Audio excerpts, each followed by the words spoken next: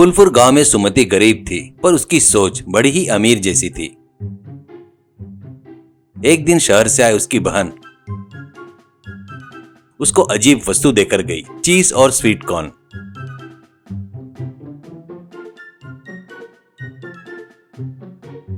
तो भजनलाल, अरे क्या है ये सफेद टुकड़े सावन के टुकड़े जैसे, इसको खाते हैं क्या? ऐसे कहता है। सुमति, अरे रुको, इसे चीज कहते हैं। शहर में इसकी बहुत डिमांड है। आज इससे मैं कुछ नया पकाऊंगी, अपनी किस्मत बदलने वाली है, देखते रहिए, ऐसा कहती है। फिर सुमति अपनी बुद्धि से चूल्हे पर तवा रखकर ब्रेड के बीच में चीज उबलते ही मक्का नमक मिर्च डालकर ऊपर से एक ब्रेड रखकर सेकती है। अंदर से चीज पिघल कर बाहर आ रहा था। ये खुशबू बहुत जबरदस्त आती है।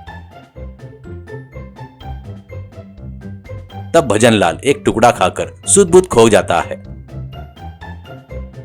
सुमति घर के बाहर एक छोटा टेबल डालकर ये नई रोटी यानी सैंडविच बेचना शुरू करती है। गांव के लोग मुकेश के हलवाई के समोसे छोड़कर सुमति के पास लाइन लगाते हैं और वहां पर मुकेश मक्के हकाल रहा था। मुकेश ये सब बर्दाश्त नहीं कर पाया। वो सरपंच भूषण जी के घर गया और मुकेश, सरपंच जी अन्याय हो रहा है। वो सुमति गांव के लोगों को प्लास्टिक खिला रही है। गर्म किए तो पिघलता है ना, वो पक्का वो रबर है, इससे लोगों की सेहत खराब हो जाएगी करके बताता है। सरपंच भूषण जी बड़े गंभीरता से विचार करते हैं। चलो अभी जाकर देखते हैं, ये बात सच हुई तो उसको गांव से भगा देंगे, ऐसा कहता है।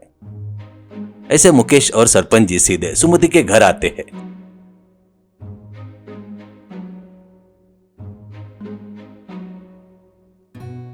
वहां पर लोग नहीं थे। भजनलाल डर के मारे कांप रहा था। भजनलाल, अरे सुमति सरपंच जी आए हैं, मैंने बोला था ना ये सब काम नहीं करना करके, ऐसा कहता है। तो सरपंच भूषण जी गुस्से में, क्यों बेटा सुमति, तुम खाने में रबर मिला रही हो? ये सुना है, मुकेश बता रहा है, वो आग में डाले तो पिघल रहा है कहते ना, इससे लोगों की सेहत खराब हो जाएगी, ऐसा कहता है।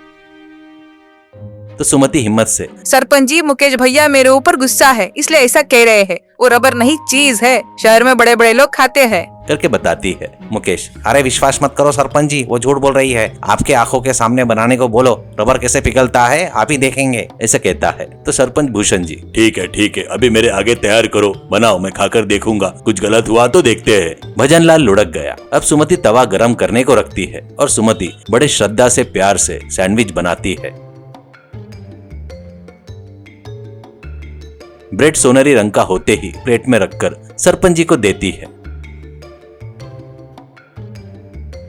गरम गरम सैंडविच में से चीज तार जैसे निकल रहा था। मुकेश, अरे देखिए देखिए वो कैसे खींच रहा है, प्लास्टिक नहीं तो और क्या है, ऐसे कहता है। तो सरपंच जी एक भारी नजरों से एक टुकड़ा मुंह में रखते हैं और चबाते हैं। सब लोग शांत खड़े हो जाते हैं। सरपंच जी की आंखें लाल हो जाती है। अचानक उनके आंखें से पानी निकलना शुरू हो जाता है। मुकेश खुशी से, अरे देखना वो गले में फंस गया है क्या, इसलिए रो रहे हो क्या, पकड़ो भजनलाल को करके कहता है। पर सरपंच जी हाथ उठाकर मुकेश को रोकते हैं और वो आंसू पोंछते हुए गदगद होकर स्वर में बात करते हैं। सरपंच भूषण जी, ये प्लास्टिक नहीं है मुकेश, ये मेरी बच्चे की यादें हैं, ऐसा कहते ही सब लोग शॉक हो जाते हैं। सरपंच भूषण जी, 5 साल पहले मेरी लड़की शहर जाने से पहले आखिरकार मुझे ये बनाकर दी थी। पिताजी इसे सैंडविच कहते हैं कहा था, ये खाए तो तुम याद आएंगे करके कही थी। वो जाने के बाद मैं इस स्वाद के लिए कितना ढूंढा, आज इतने दिनों बाद मुझे मेरी लड़के के हाथ का बना खाया जैसा लग रहा है। ऐसा कहते हुए सरपंच जी सुमति की तरफ देखकर हाथ जोड़कर, और सुमति तुम व्यापार नहीं कर रही हो, पेट भर रही हो बेटी करके कहता है।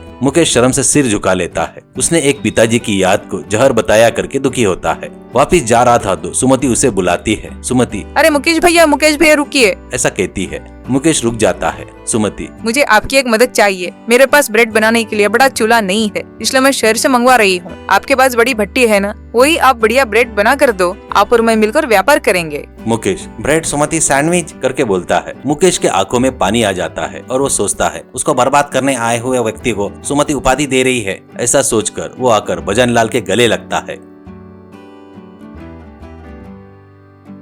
उस दिन शाम को सरपंच मुकेश और भजनलाल मिलकर सुमति बनाए सो सैंडविच खाते हुए हंसते हुए रहते हैं। गांव में कोई और झगड़ा नहीं था, सिर्फ प्यार और स्वाद बचा था।